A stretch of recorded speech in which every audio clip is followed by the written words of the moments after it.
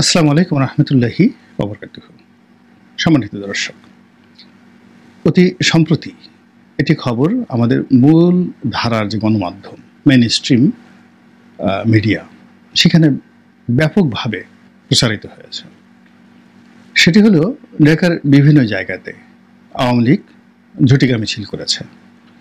তার মধ্যে উত্তরাতে যে ঝটিকা মিছিলটি করেছে সেটা বেশ বড়সড় আকারে হয়েছে, দীর্ঘ সময় ধরে হয়েছে এবং উত্তরাতে এই যে মিটিংটি বা ঝটিকা মিছিলটি আওয়ামী লীগ করবে এটি ওখানকার স্থানীয় নেতৃবৃন্দ জানতো, পুলিশ জানতো, প্রতিপক্ষ জানতো, কিন্তু কেউ কিছু করতে পারেনি। এগুলো নিয়ে আওয়ামী বিরোধী যারা শক্তি, যারা আওয়ামী লীগকে ফ্যাসিবাদ রূপে, স্বৈরাচার রূপে আওয়ামী লীগের পতন কামনা করে, তাদের জন্য এটা রীতিমতো একটা বজ্রপাত এবং সরকারের জন্য রীতিমতো একটা অস্থির খবর। অতীতে যা হয় সেটা হলো সরকার সবসময় তার প্রতিপক্ষকে দমনের জন্য পুলিশকে ব্যবহার করে। তো এক্ষেত্রেও আওয়ামী লীগের মিছিল কেন নামলো এবং সেই মিছিল ভবিষ্যতে যেন নামতে না পারে, এ সকল বিষয় নিয়ে পুলিশ বাহিনীকে রীতিমতো সরকারের পক্ষ থেকে দায়ী করা হচ্ছে। এবং যিনি স্বরাষ্ট্র মন্ত্রণালয়ের দায়িত্বপ্রাপ্ত কর্তা রয়েছেন, এই ভদ্রলোক নিরেট ভদ্রলোক মানুষ, সহজ সরল জীবন, কথাবার্তা একদম অকপটে সব বলে ফেলেন।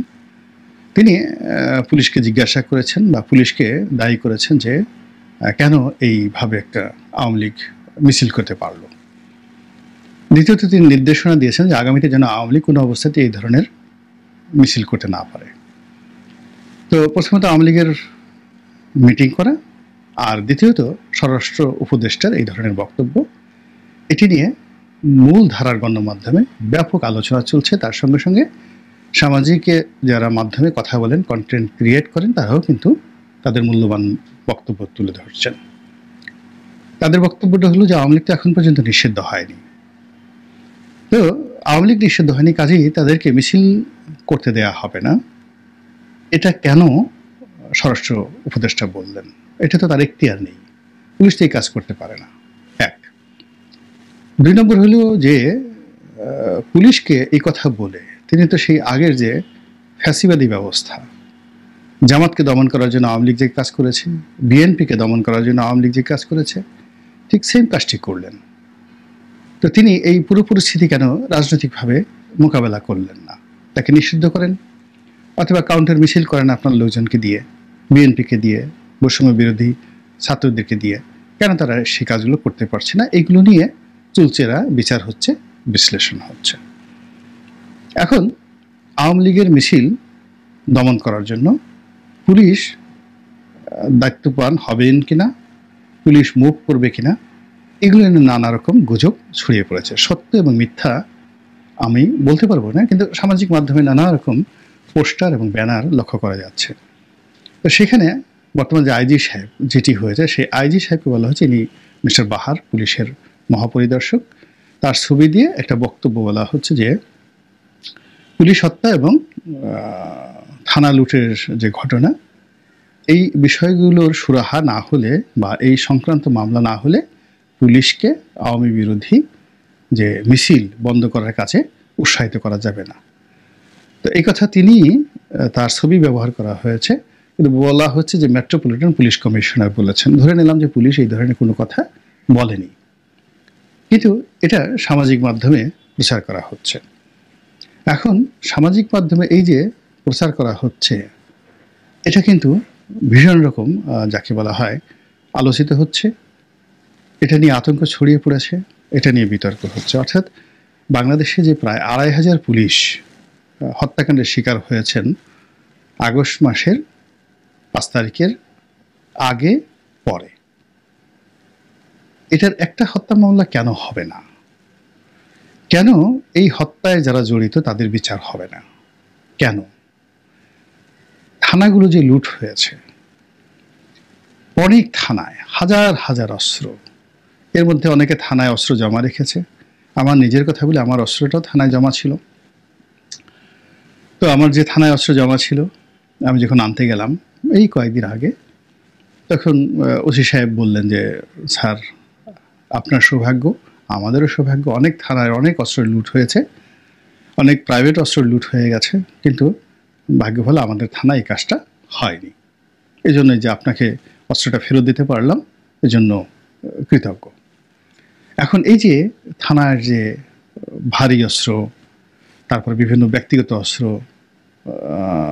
এগুলো যে লুট হলো, থানা পুড়িয়ে দেওয়া হলো, থানার যানবাহন পুড়িয়ে দেওয়া হলো, এই মামলাগুলো কেন হবে না?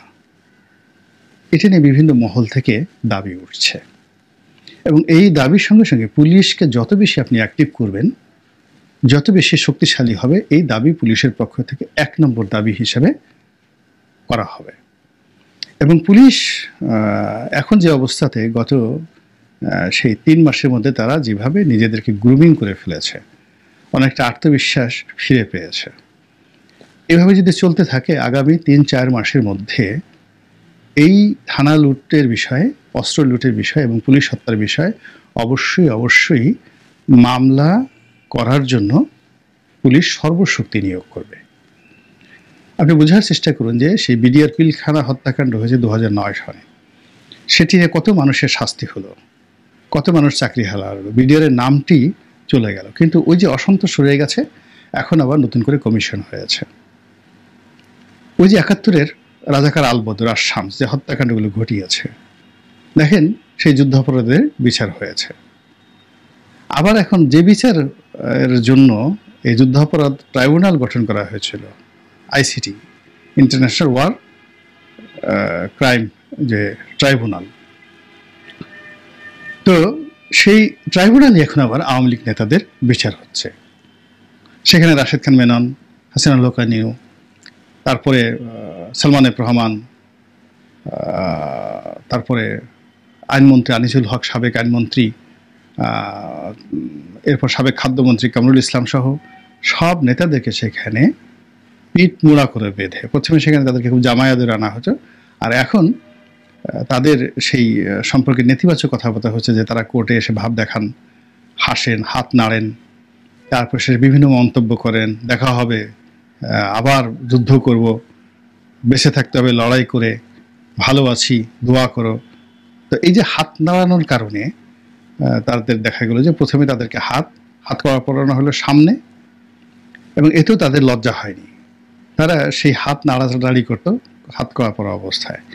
এখন দেখলাম যে এদেরকে পিঠ মোড়া করে বেঁধে পিছনে হ্যান্ডকাপ পরিয়ে, তারপর হেলমেট, পুরো হেলমেট মাথায় দিয়ে এমনভাবে আনা হচ্ছে যে তারা মাথা উঁচু করতে পারছেন না, তাদের যে 32টা দাঁত বের করে যেটা ভেস্কি দিবেন, ওই অবস্থা এখন আর তাদের কারো নেই।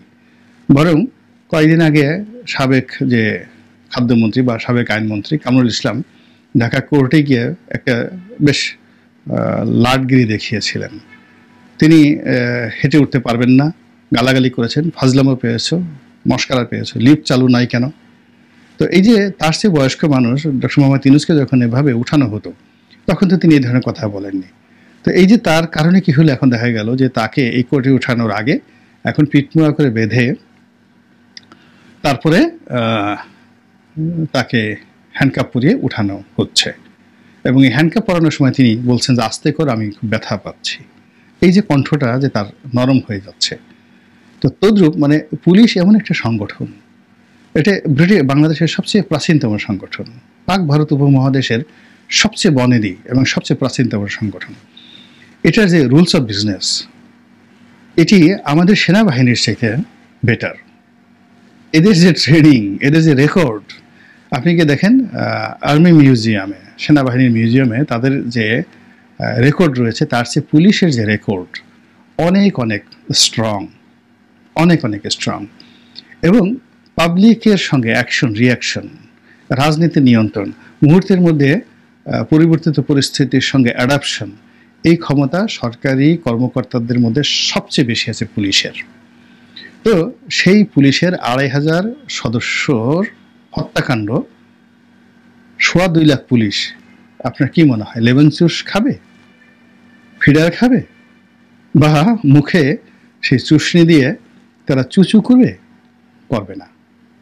যখনই সুযোগ পাবে তখনই তারা গর্জে উঠবে, এবং এমনভাবে গর্জে উঠবে এই আওয়ামী লীগ লোকদের হাত করা পরানো দেখেই আপনার সেটা আন্দাজ করা উচিত যে কয়দিন আগে এই পুলিশের, এখন বলা হয় যে পুলিশের 90% কর্মকর্তা আওয়ামী লীগের, তো 90% কর্মকর্তা আওয়ামী লীগের হলে সেই কর্মকর্তাদের দ্বারা আওয়ামী লীগের নেতাদের কি অবস্থা হচ্ছে।